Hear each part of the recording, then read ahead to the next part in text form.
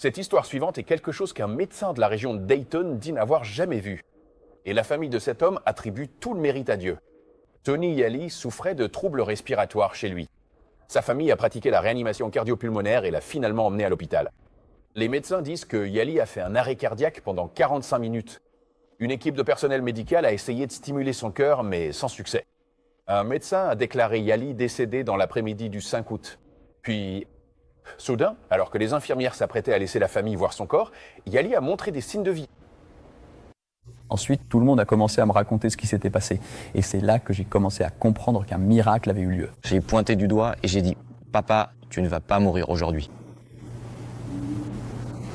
Je suis resté là encore quelques secondes et j'étais sur le point de retourner réconforter la famille. Et c'est à ce moment-là que le cœur de Tony Yali a recommencé à battre.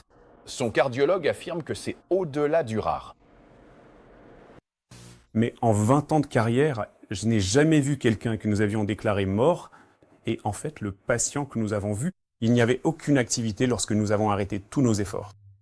Et puis qu'il revienne à la vie. Je n'ai jamais vu ça. En fait, je n'en ai jamais entendu parler. Cela a fait l'objet de discussions dans les milieux médicaux.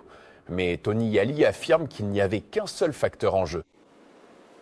Ça a clairement renforcé ma foi, celle de ma famille et celle de tous ceux que je connais. Vous savez, et comme je l'ai dit, si ça a renforcé la foi de tout le monde, j'accepte d'en payer le prix, vous voyez ?